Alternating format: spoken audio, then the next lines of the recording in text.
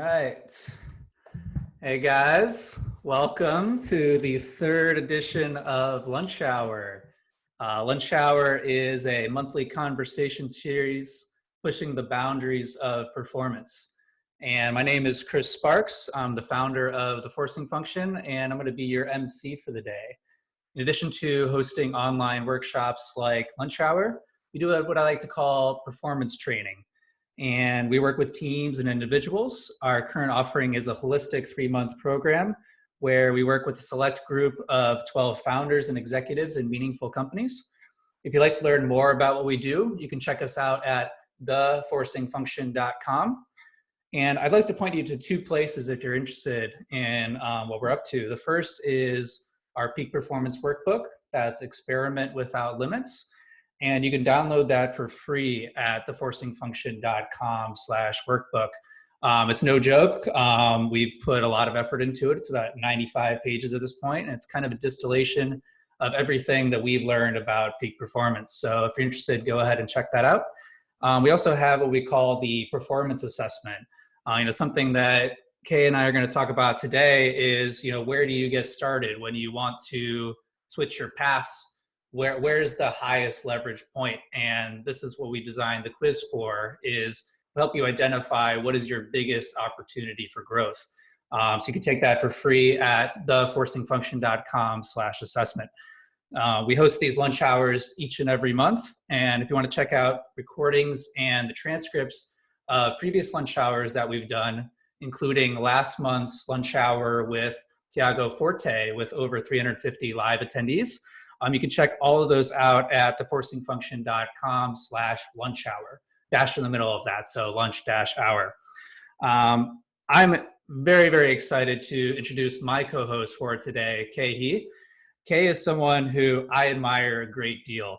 He escaped the finance world after 15 years to write and start RadReads, a community exploring our relationships with time, work, money, and ourselves. I think many of you in the audience today are a great example of how strong the RadReads community is, how supportive, how much great content there is on there, and discovering a life full of fulfillment and purpose. And that's really something that we want to talk about today. Khe's latest course, Supercharge Your Productivity, which I'm a proud member of, has been really paying dividends for me so far. It teaches you how to use Notion as an interface. These are my words, not Khe's, to discover and elevate what is truly important in your life. And I think that's something that's going to be front and center today, is first that discovering what is important to you, and then how can you elevate it so that you don't forget, so that you're moving it forward. After realizing that he was, in his words, just going through the motions, Khe decided that he was no longer going to try to achieve the dreams that he didn't actually want. And he set out to design a life that was more aligned with his values, which we're going to talk about today. Now Khe pursues life's larger questions. He spends lots of time with his family. And most importantly, he gets to surf in the Pacific Ocean every morning. Today, we're going to talk about creating systems which nudge us towards pursuing our real goals and how we can appreciate what's most important. And I love this concept of systems, is that it takes a lot of the work off of our shoulders.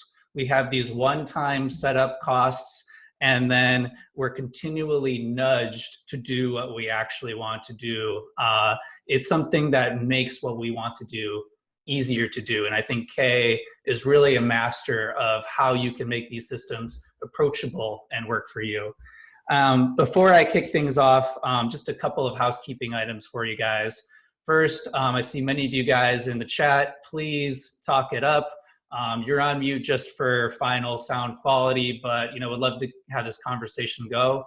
Obviously, keep it clean. I don't doubt that you will.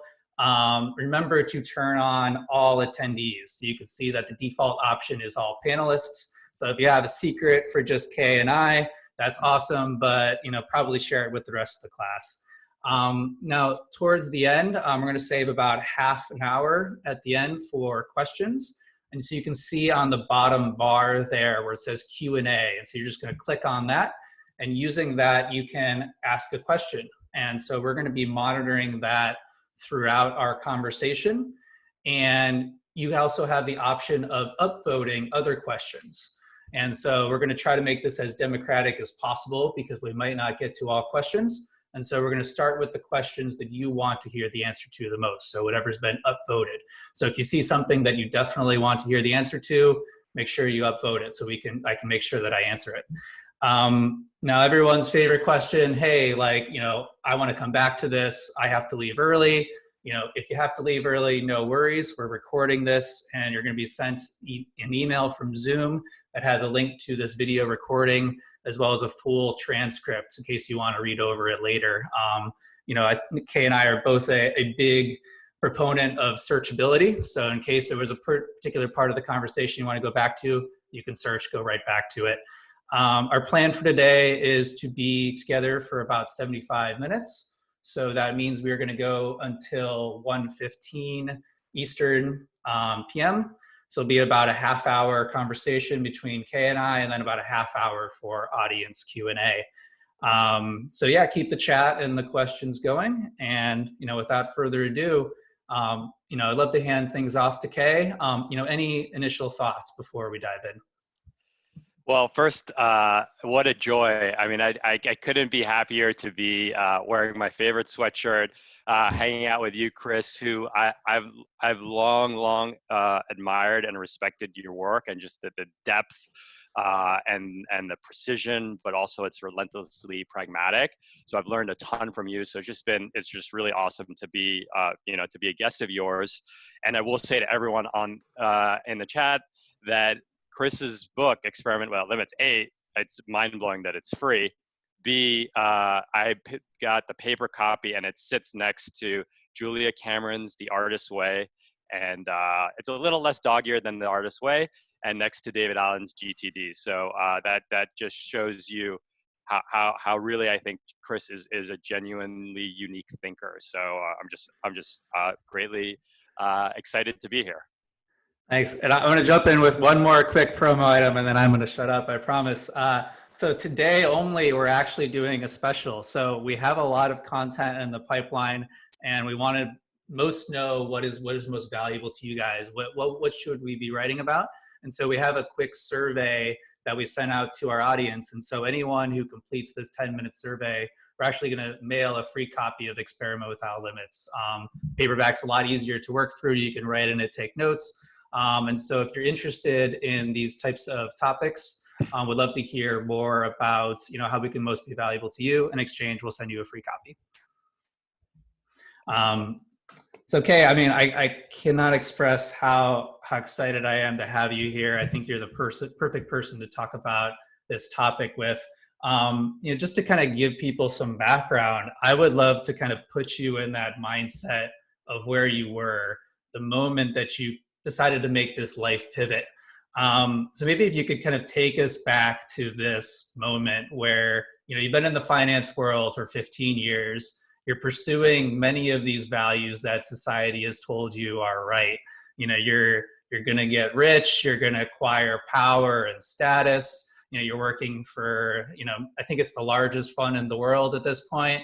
And there had to be one moment where you just, took the red pill and you noticed like, oh no, this isn't what I wanted at all. Kind of put us there in your shoes. Yeah. I will. Can I take you like, can I time travel a little bit? Love it. I want to time travel back to Khe as probably like a 13-year-old. And so, child of immigrants, and a few things you needed to know about me. My claim to fame was that I was really, really good at Magic the Gathering. So that was one thing you needed to know. When I graduated high school, I went to college, I weighed 135 pounds. So it's very, very, very skinny. And the extent of my dating life had been, a few like fortunate rolls of like spin the bottle or like 33 minutes in the closet, whatever those games were back then, but really just like kind of awkward. Like I was the guy that everyone wanted to be. For all the girls were like, oh, he's just a really nice guy. And so with that came this like deep deep, and I think my parents lacked the confidence of being like born Americans, where they were just kind of like always trying to get into whatever that system was. And so I hatched up a system or a plan. And I was like, I don't like feeling like an outsider. I don't like the fact that I can't get a date. And I don't like that my parents like have this kind of insecurity in their daily existence of like not belonging. And so how will I solve that plan?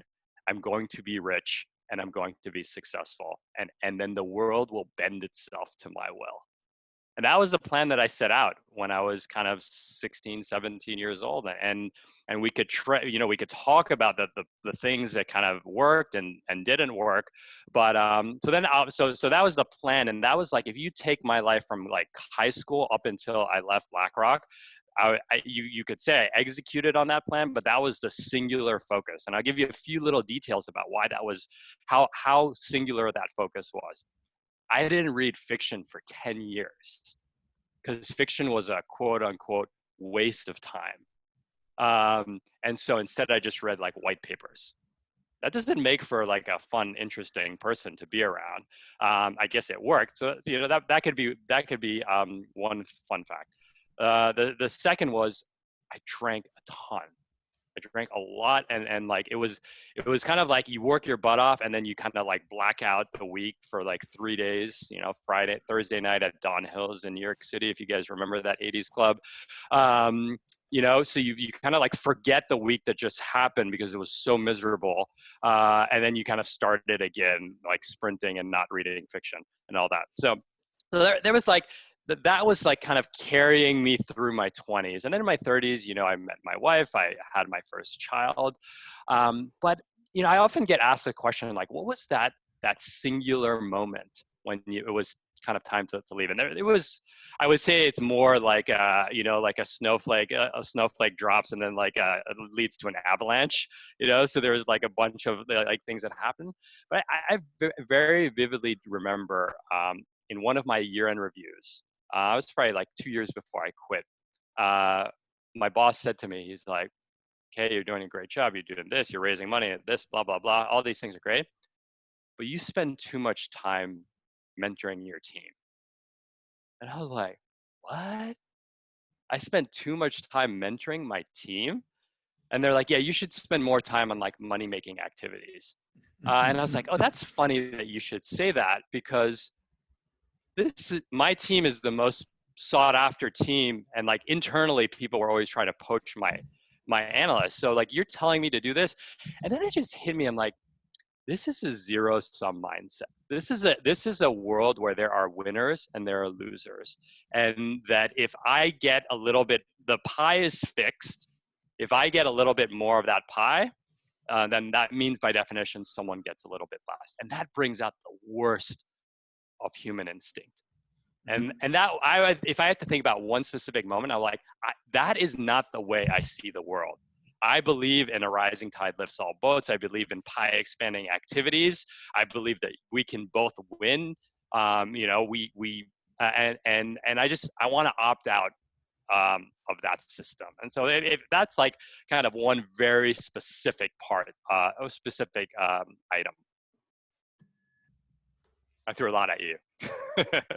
A couple of themes that really jump out to me. I think first, this concept of blacking out, that if there feels like a need to almost forget what's happening, that should be kind of a warning sign.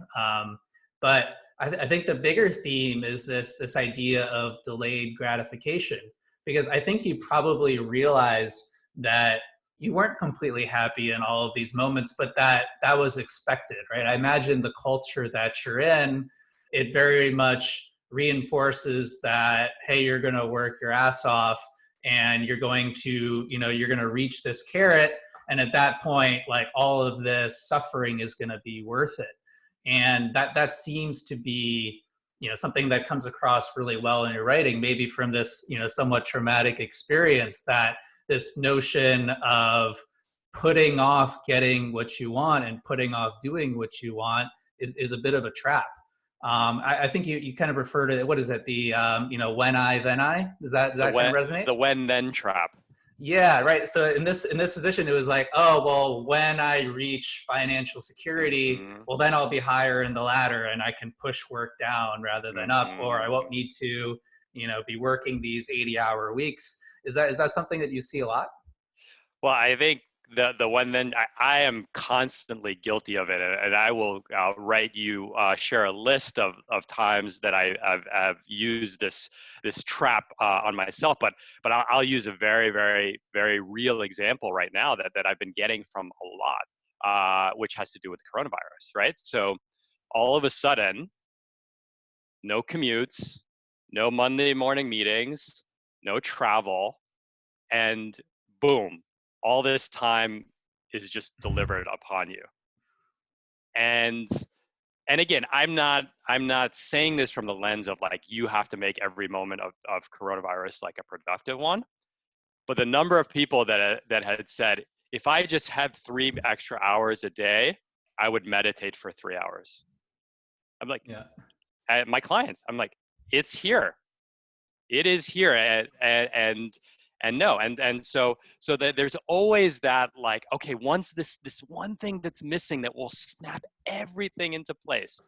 Another one that I've seen, and it comes more from men, is well, I work so hard, so because at a later date then I want to spend a lot of time with my kids. Time with kids is here. You can have lunch with them now. You can have dinner with them. You can have coffee with them. They can join your conference call, your Zoom calls. Like, your kids are here. Um, and a lot of them have said, like, I actually don't want this much time with my kids. So think about what they're doing. They are justifying, and again, I say they, but I do this all the time. They are justifying working so hard, being on their phones during dinner, traveling relentlessly, not taking care of their health for some future moment where they're just going to magically just jive and vibe with their kids effortlessly. And then it's here. I mean, this is like, that's why coronavirus in that regards is like so, um, it just snapped at many things into place. And again, I say that for people on this call who can do, Zoom calls about living the good life in the middle of a pandemic. But that they realize that thing and like, I didn't really want that thing in the first place. Or I didn't want it the way I thought. And it was just a convenience, post hoc rationalization of my unhealthy behavior in that moment. Mhm. And so it's a little, I'm getting a little bit away from your question, but that Not at all. I think that reckoning is something that I love to do on myself. I love to do with the RadReads community. I always say, I mean, like, I want you to leave. As a writer, I've done a good job as writing. Is if you leave my post feeling like a little bit unsettled and a little bit provoked, right? And then I don't want you to use that as a way to beat yourself up or to start that vicious cycle of self-loathing, but just approach that question with compassion and curiosity, right? So let's take the dad, and again, it's a dad because most of my clients are men. So I use that the dad that says like, oh, like, I'm working so hard because I want that future time where I can just be kind of totally vibing with my kids.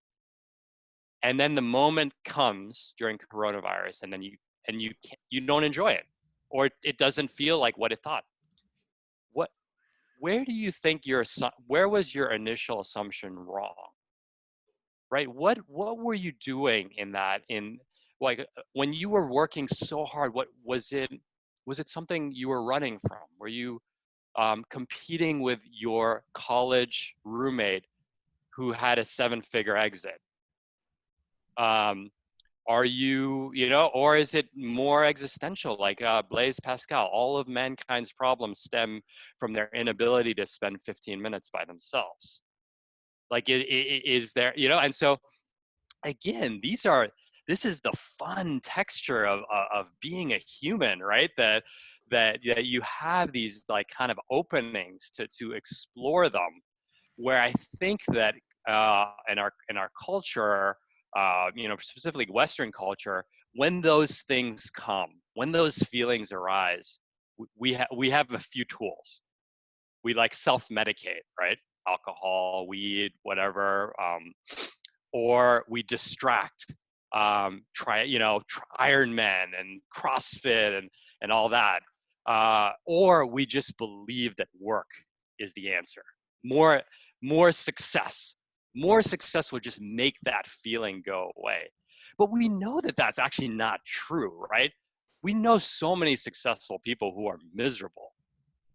And we know a lot of people who are not traditionally successful who are super happy, right? So what can we do to find and to strike that balance, right? Like that question of like the good life, right? Like, how can we strike that balance? And so that is, that's something I would ask everyone on this call, right? That if you notice some sort of incongruence in your life, you say something or you think something, but when it comes time to act, you act differently. Yeah. That's a gift. And play with that gift, and see what it reveals about you, about what's going on in your mind, about what motivates you. That's so good. I just want to, underline a few things that you said in there, which I think super compressed advice. Thank you. I think really encapsulates this notion of using productivity as a gateway drug for existentialism. That this treadmill of self-improvement that all of us have found ourselves on at some point is just a vehicle for discovering, why are we here? Why do we do this work? Why does this work matter? And I love what you said about having this sense of curiosity, that all of our actions are just signals about what we find important, and that generally our behavior is a more accurate indication of what we find important than what we believe, because that our beliefs in many ways can be a warm, soothing blanket that justifies what we're already doing. And that cognitive dissonance you're talking about, your father who didn't actually want to spend more time with his kids, but that thought of, I'm working so hard and not spending time with my kids by choice was too painful of a thought until he had to confront it, because that excuse that was so convenient had been removed.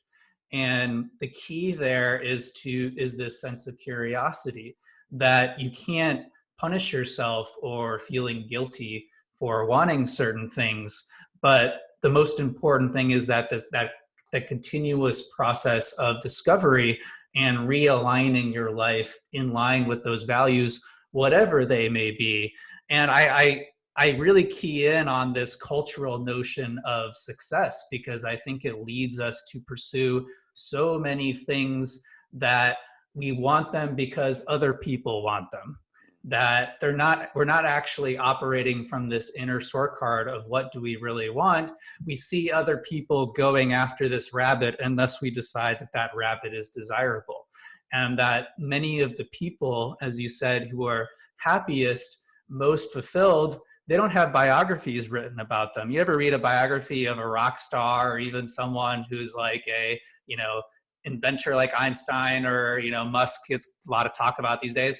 Like, you respect them, but do you really want to be them? I think Steve that's Jobs. Yeah, that's the question. Is you can't, until you know what someone is optimizing for, you can't determine whether they're successful or not. And I think that kind of brings up the question for me. Obviously, you kind of had this accumulation of snowflakes that started this cascade, where I'm going to try to take steps towards something that's in more alignment.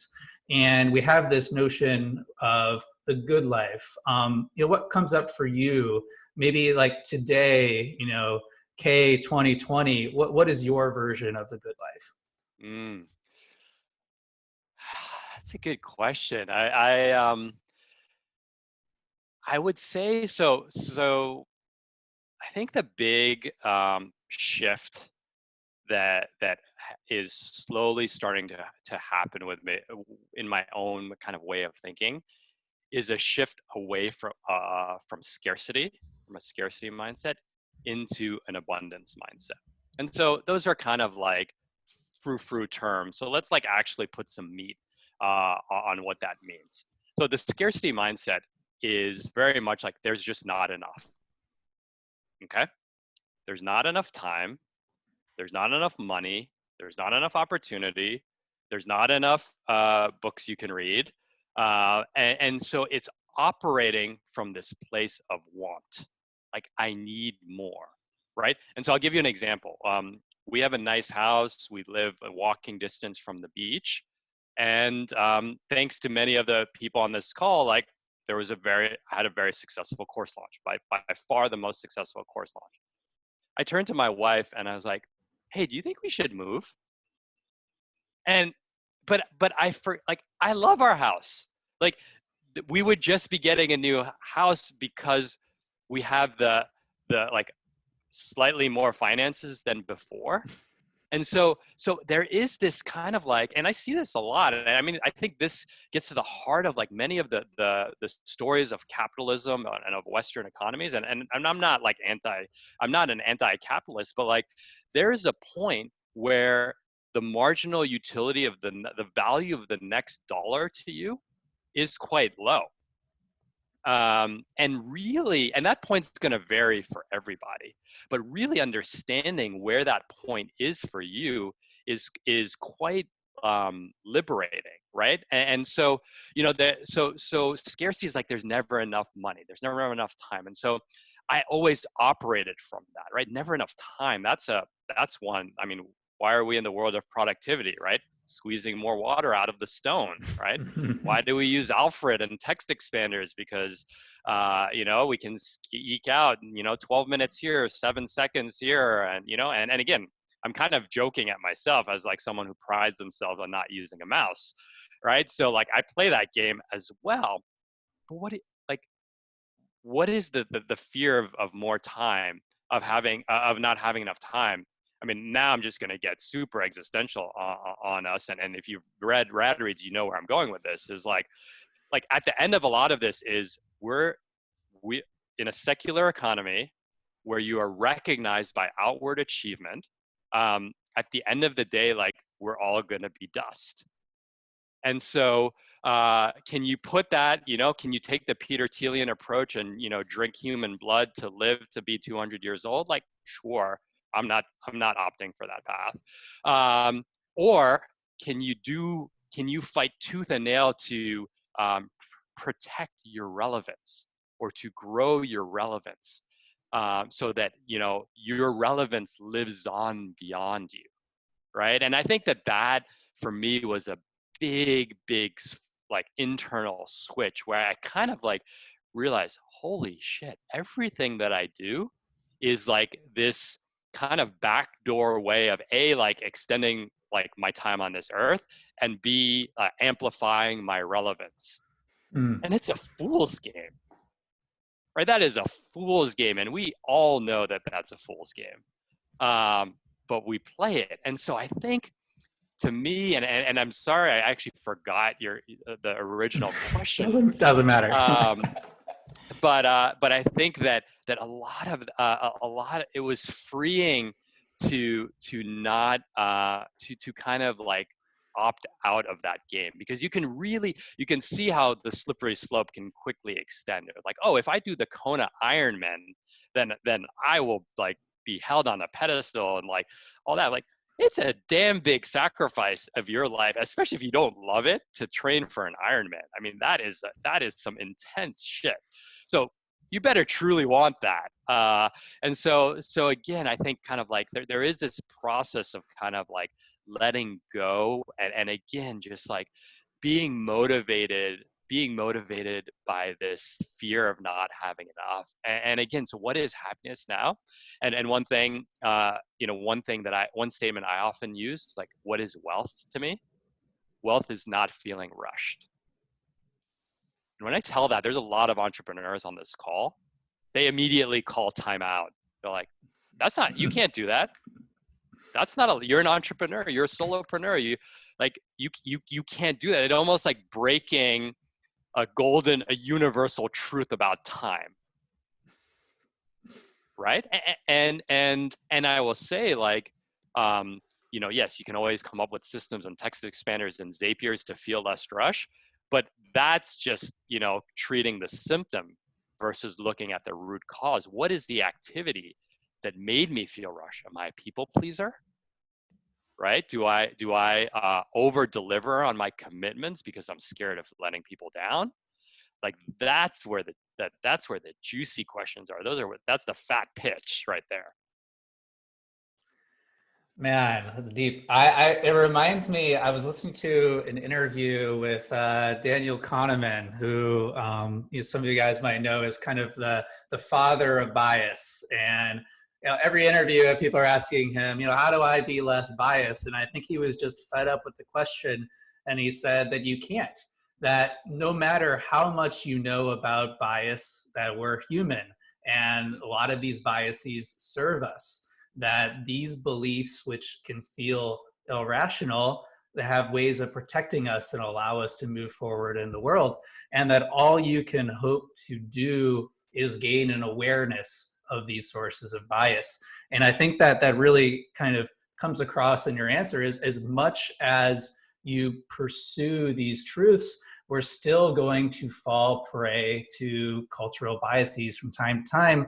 And that all we can hope to do is shorten that gap, as you put it, kind of this how do we have it, this gap between the perception of scarcity and the realization of abundance, that we can catch ourselves earlier in the process, and to use a meditation metaphor, bring ourselves back to the posture we want to go about through the world. And I love this idea that we have all of these assumptions that live in caves of darkness. He said the entrepreneur who the concept of having an abundance of time, of not needing to feel rushed all the time, is just a belief that is never questioned and would never even want to question that. But if you have that ability to cast light on these untested assumptions, there's a lot of power in that, because it brings a lot more conviction to your daily life that you are living in accordance with these values. And if something comes to me, we were talking right before this call that in a lot of ways, RadReads is experiencing an inflection point right now. And that it seems to me that, we're always in danger of falling in this when I, then I trap. I know a huge milestone for you was reaching sustainable profitability with RadReads, and that one of the reasons I admire you the most is that you've been very public in sharing this process and this journey and all of the work that over the last 5 years that made it possible, which both makes it approachable that, hey, anyone can do this, but also, hey, it takes 5 years of work. And now that you've reached this milestone, the danger, as you said, is to move that goalpost and put off what you were actually trying to get at. How do you avoid moving that goalpost where you've reached this milestone that you put in place? You didn't know if you would get there. Now you're here. How do you stay committed to the cause? Yeah, well, it's funny. You opened it and you're like, Tiago, who's a mutual friend, like, Tiago had 350 people, and I'm like, I got 51. I'm like, fuck, he's like 7 times better than me. So I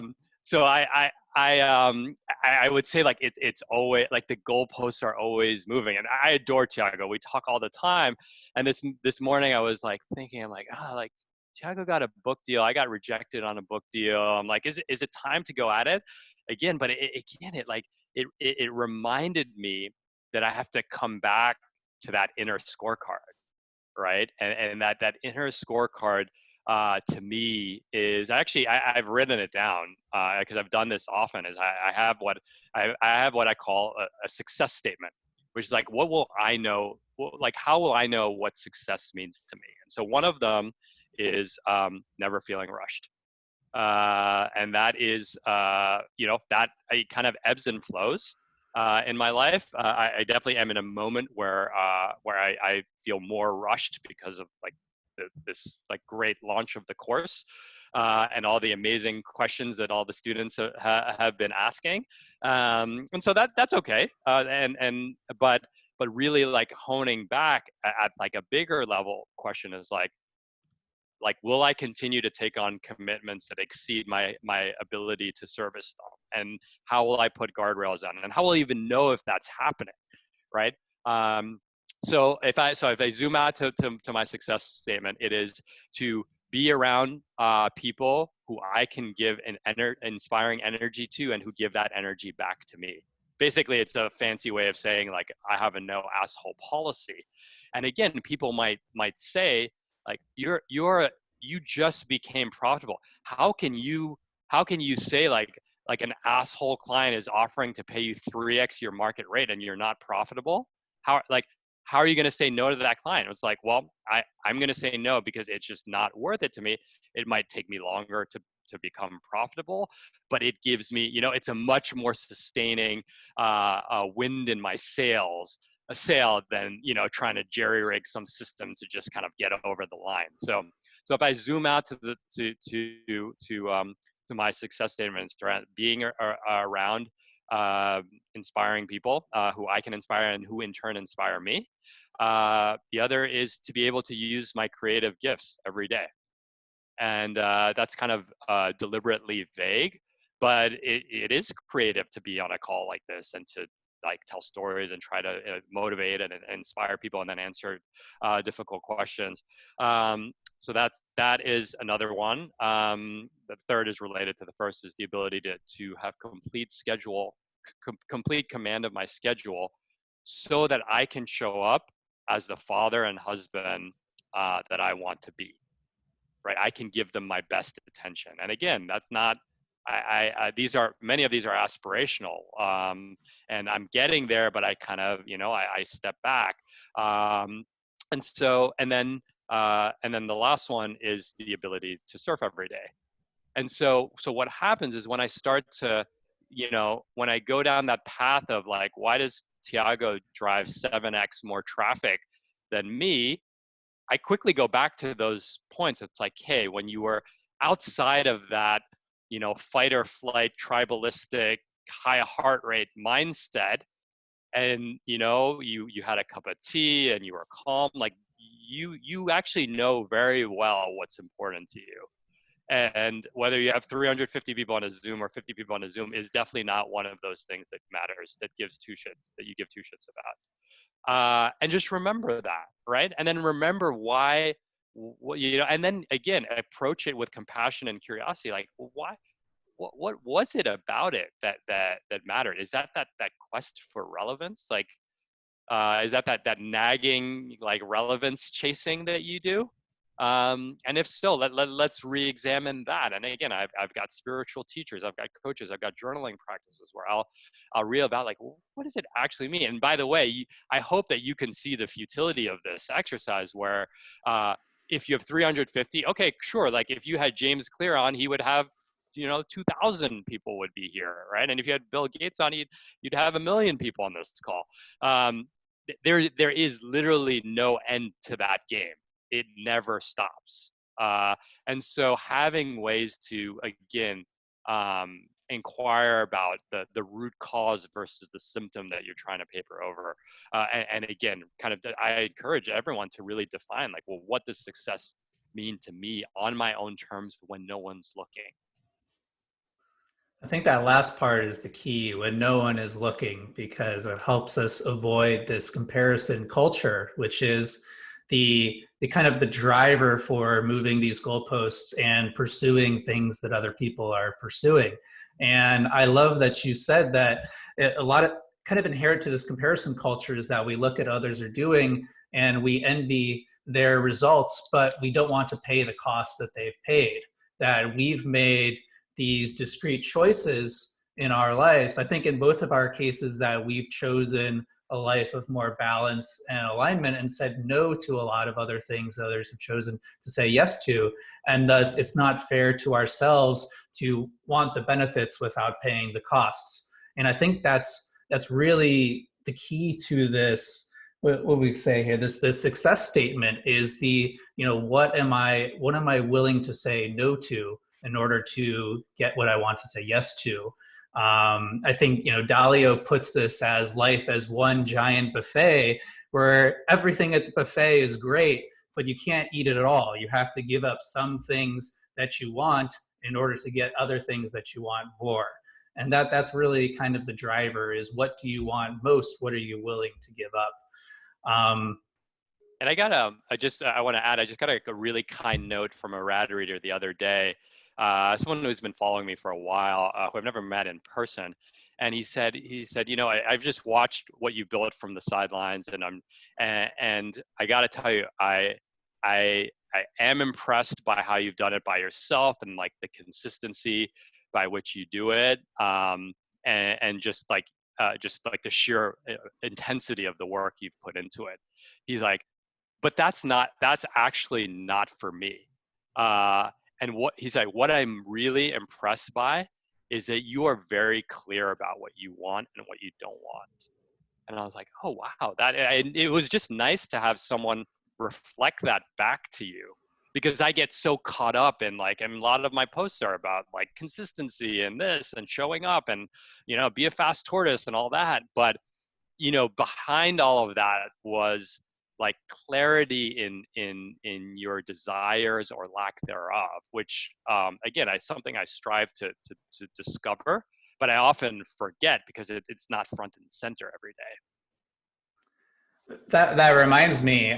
So when I was in New York a few years ago, I went to an event which was have tea with a monk, and getting past this whole cultural glamorization of, given we are in an attention economy, we all had these fantasies of going and living on top of the mountain and meditating all day. And I thought I was going to have tea with this monk, and he was going to hand off some wisdom from all of his years of meditation, and I could just shortcut all of that I could kind of absorb some of his wisdom that he accumulated. And I asked him the question, what is something that I would find most surprising about the daily life of a monk? And he said the questioning, right? Because from the outside, someone who has made very clear lifestyle sacrifices, giving up material possessions, spending long periods of time without stimulation, it seems like he is very clear in what he prioritizes in life and has made clear actions to support that. But he says, every day I question whether I'm doing the right thing. But the important thing is that I'm asking those questions. And I think that's something that I really admire, is what feels like struggle, if it's reframed as curiosity, there's a lot of meaning there. Those are the questions that matter. Yeah. The quality of your life is measured by the quality of your questions. That's a quote, unattributed, that I've heard before. All right, so I would love to continue this. We have some really good questions All right. in the Q&A that I want to make sure we get to. So I'll start with Ramses here. Do you have advice on how to find what we really want, or do you know how to pinpoint how we can add value to other people's lives? How do you instill this process of discovery? Julia Cameron has an exercise, right next to your book, Chris, where she asks you to write down if you went into your childhood bedroom, what are some of the things that made you light up as a child? Is it baseball cards or skateboarding or space or military history, airplanes? And what happens is in an achievement-oriented culture, we look at those things and immediately it's like, how can I turn this into a business? How can I turn this into a blog post? And so I think we're actually there are clues about this all the time, right? You just kind of look around oh, that was a really cool use of that font, and then our mind immediately goes to oh, should I convert it to my blog and all that? But if you observe these things, and there's this, the philosopher had this interesting, there's this concept in philosophy of A-T-like activities versus T-like activities. And so T-like activities have an end goal.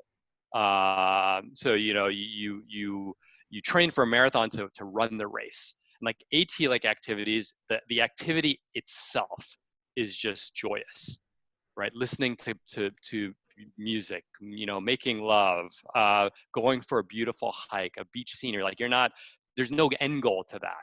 And I think that what we've done in an achievement oriented culture is that we've taken anything that's AT-like and tried to convert it into something T-like. I do this all the time.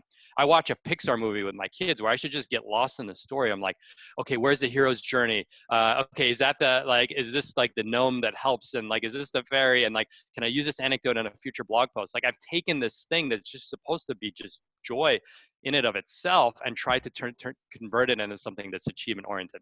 So the answer to that first question is to just kind of follow things that you find joyful and that you find light, and don't worry about them like leading to something. So that would be how I'd answer the first one. And as an entrepreneur, I would say that like, if you had said that starting an email newsletter would lead me to like a deep, deep sense of appreciation of design, I would have said you're crazy. But as I followed that, like, oh, this is beautiful. And like, I love strolling airports and looking at like the giant the HSBC ads, because they're like beautiful ads. Like, forget the fact that it's a global bank. And so as you like, if you just like follow those things, the curiosity, and again, not like, how can I use this, but like, this is beauty. You'd actually be surprised that it can lead you to some very interesting places. And the second part of the question was, how do you add value to other people's lives? Exactly. Yeah. I mean, I think it's quite simple. It's just, you have to listen, and you have to genuinely care, right? So like Ramsey's asked that question, and I know Ramsey's through the class and through Twitter, but I also know that like Ramsey's got like a style. We always joke about like sweatshirts and all that. Like, so it's just an observation that I've made about him that, I don't know, it's probably not going to lead to anything, but there is just this curiosity that's like, oh, like I can just tell from his aesthetic that he sees the world in a certain way. And so if I ever saw like a cool article about like Virgil Abloh, who's Kanye's designer, the off-white guy, there's like a good chance that Ramsey's would be interested in that article. And so I might just send it to him. But again, I'm not like jerry-rigging some elaborate CRM system in Notion to do that. The source is the curiosity and the observation.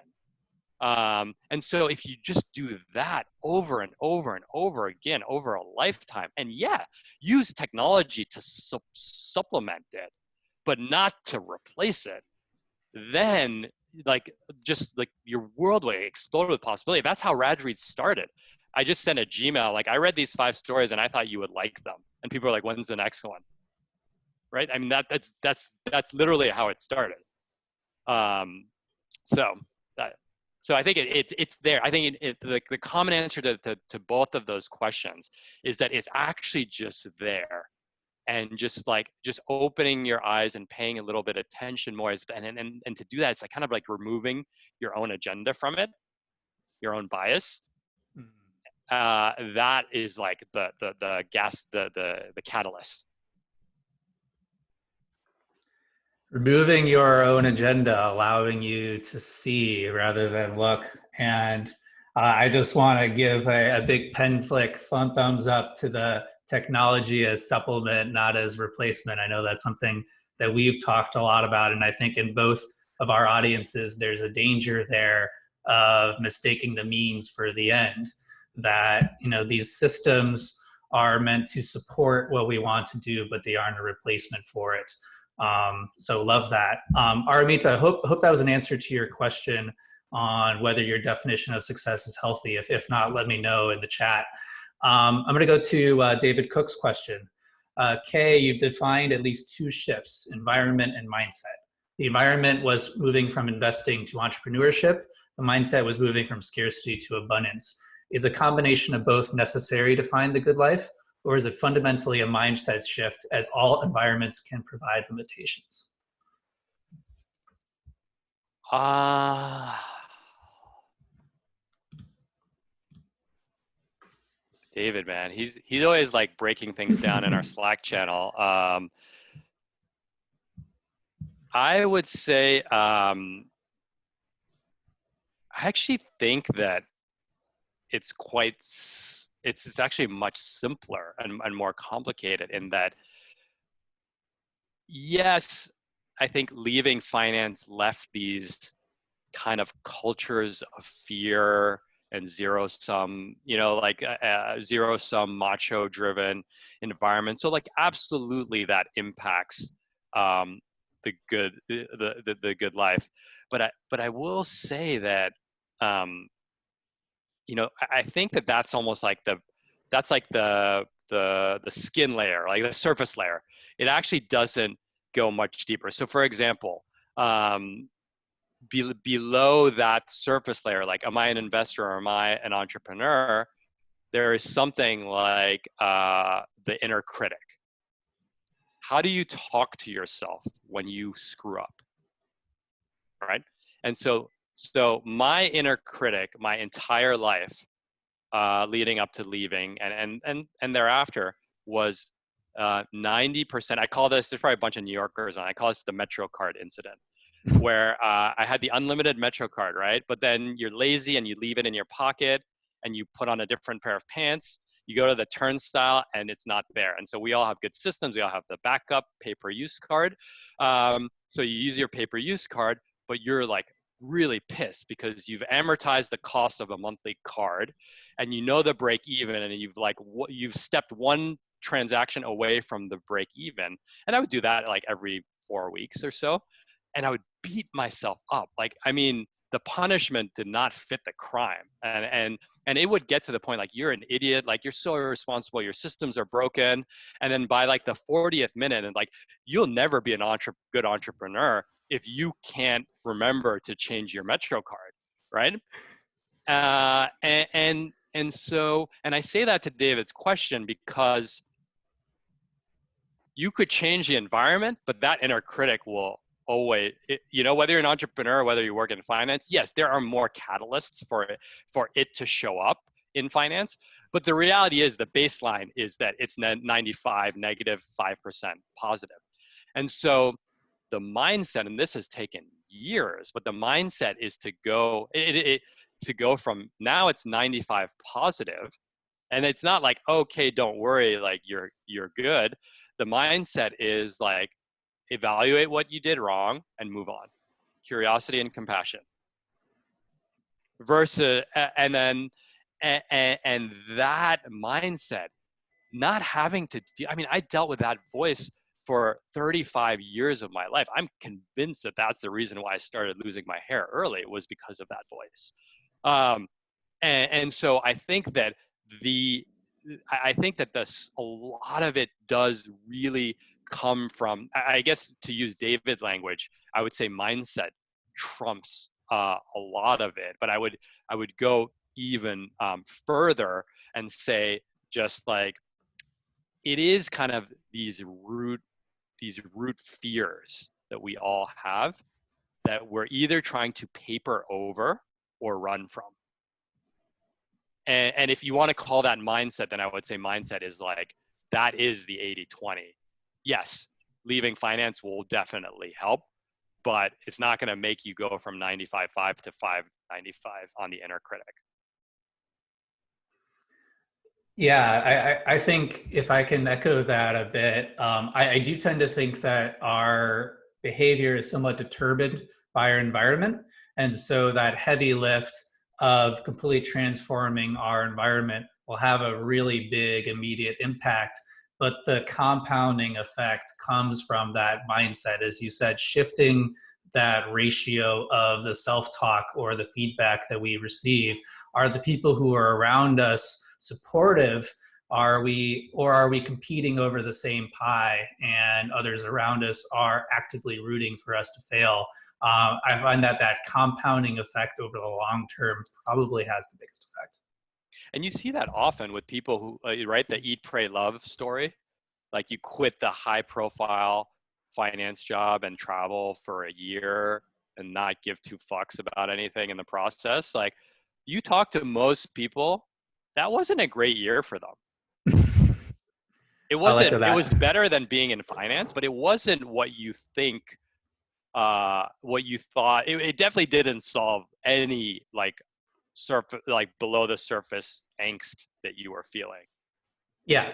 If anything, so quick backstory. I quit my job in New York a few years ago to travel around the world for what ended up being 18 months. And everyone from the outside is, hey, you're living the dream. And I was like, well, why does the dream feel so empty? It's that it's like finally achieving what you thought you always wanted kind of reveals the shallowness of it. And it doesn't solve any of these inner questions that you're asking. If anything, it just brings them to the surface. I'm going to hand it off to Stephen Flavel next. Stephen says, I find a lot of the moments in my life where I'm lying to myself and using hypocrisy as a comfort blanket, love that, are moments that I don't have agency to change the behavior of a larger organization or a culture, something like a BlackRock, I imagine, that I have to interact with every day. Khe, do you have any best practices for resolving a point of friction? Like, I don't like working with this company, but it gives me a platform or it gives me money. How do you reconcile this inconsistency? Yeah, it's a really good question, because I think lost in all this is like that there is a pragmatism that we all need to apply. I mean, to our daily lives, our financial situations, and so on. I would say one helpful step would be being very clear on the nice to haves and need to haves, right? So you could be in a bad work situation, and a need to have might be a boss who is ethical, right? Or a boss that's not verbally abusive, right? That's the red line, right? I will not work for someone who's verbally abusive, and I'm willing to jeopardize my financial situation to not work for someone, because you could even argue that like my safety is at risk, right, or my mental health is at risk.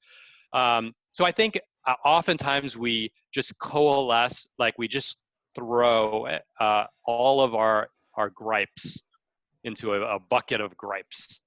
And again, there's an analysis to be done. So you might work for an energy company, for Exxon, and be passionate about sustainability, but that would be a nice to have a job in that is aligned with your sustainability worldview, right?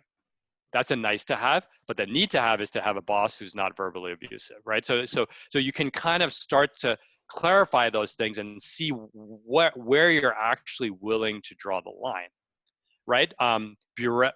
Bureaucratic lethargy might be a nice to, or not having bureaucratic lethargy might be a nice to have, right? And financial security, having a paycheck that's over X dollars a month is a need to have based on my financial situation. Now, like anything, pressure test these assumptions, right? Where, okay, if the paycheck is like, let's say it's 100K, just pick a round number. Would you trade one summer vacation for sustainability as a corporate mission being a need to have? Like, is there flexibility between those two? That's a trade-off. There will be trade-offs there. And so I would say, and again, only the person can answer that themselves, but know that once you've kind of separated them in the nice to have and need to have, that you can also pressure test each assumption, right? Like, is 100K the number because you want to be known as a six-figure person, and like being known as a five-figure person is not compelling to you? Okay, that's fine, but be clear about that. Versus, like, again, people, I see this all the time with finance folks who want to go join startups. There's an allure to it, but they realize that like the average finance salary compared to the average venture-backed salary is very, very different. So you need to be willing to see is that gap, A, is it financially possible? But B, is there like maneuverability in there, because will it elevate some of your nice to haves into the need to have camp? I love that. I think just like in any negotiation, and the most important negotiation is the one you have with yourself, it's important to decide what you actually need and what are you telling yourself that you need, because at certain points, those two are going to come into conflict and you're going to have to choose. And so it's better to have that litmus test up front so that you don't choose wrongly and negotiate poorly with yourself.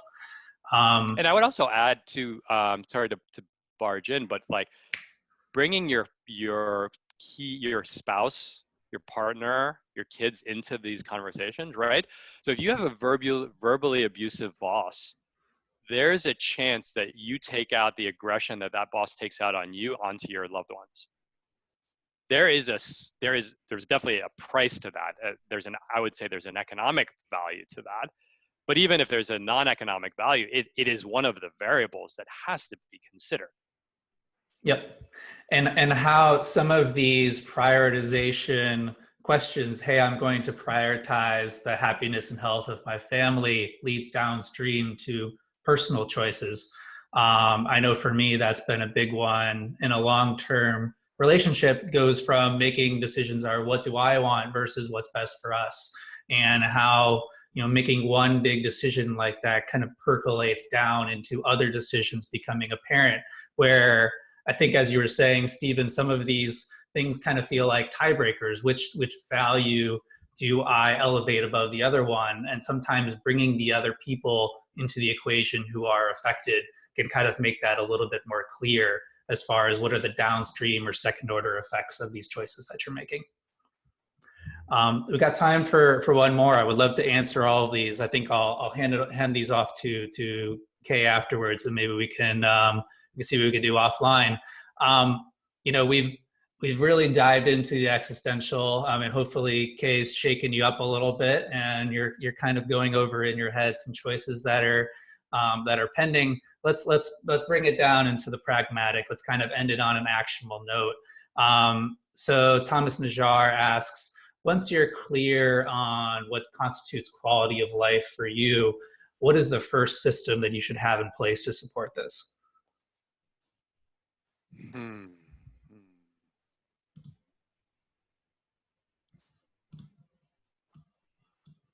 I think it's going to be a tie. But so I'll give two answers. I would say that one is just having good habits, like having good habits to kind of give that way of being the best chance to flourish and thrive, and just having good habits is just a very basic pillar to being content on a daily basis. So I would say I would say habits, because it kind of moves everything into the background, right? If you just wake up and you meditate, then you don't have to like create any tasks or anything, and you've identified meditation as an important activity.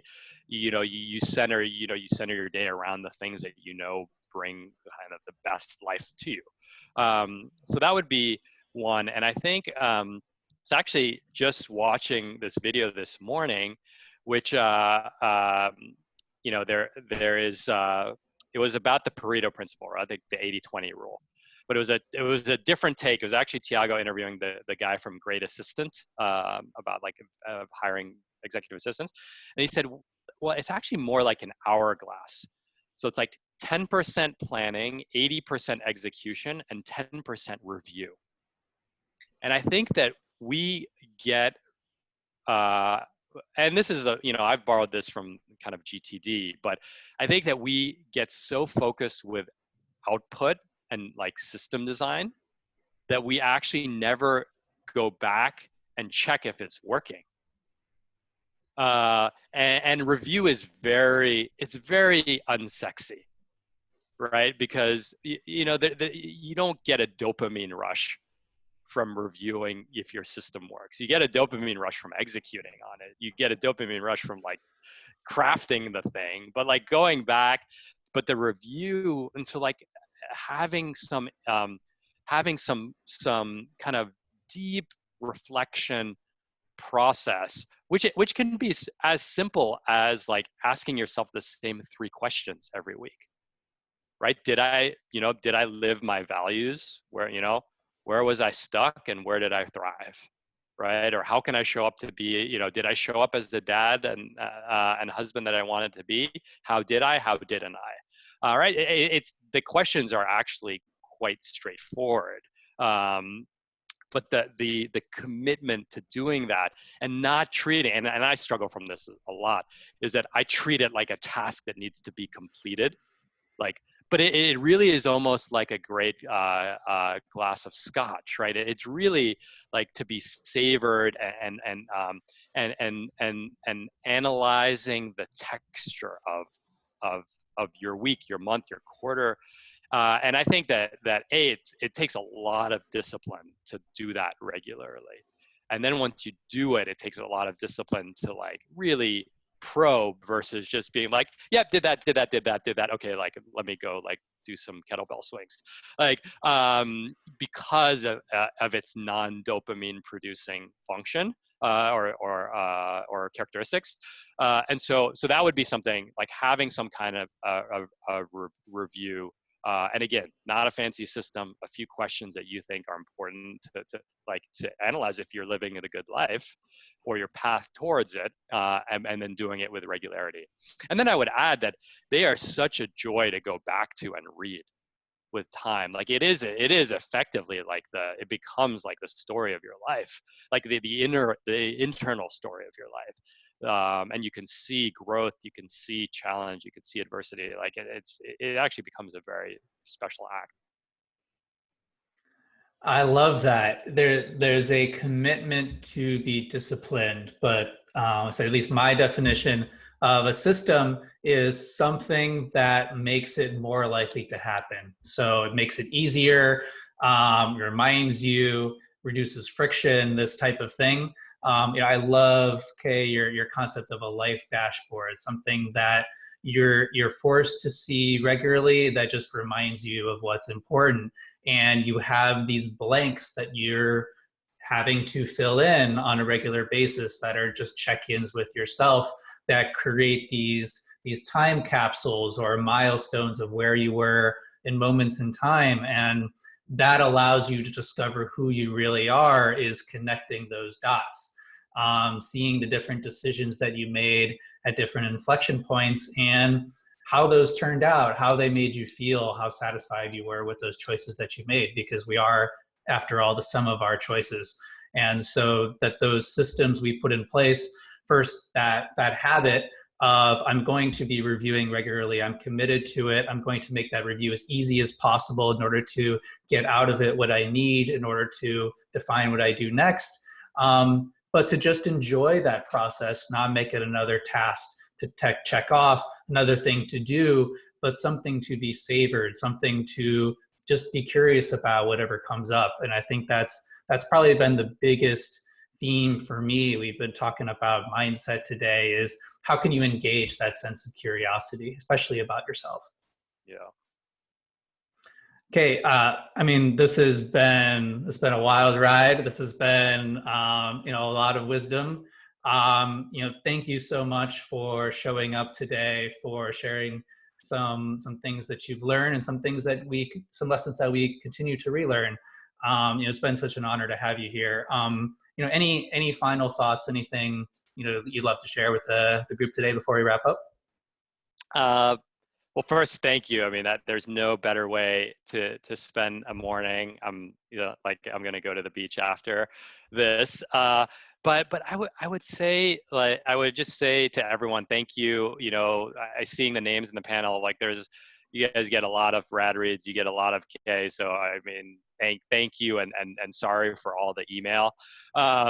But I would say it's really, so much of it is, it's all in you, right? It's not in Notion. It's not in, that next win. It's not in, Chris's book, although Chris's book has a lot of good questions that will prompt you to ask these. But like, so much of it is actually already in you.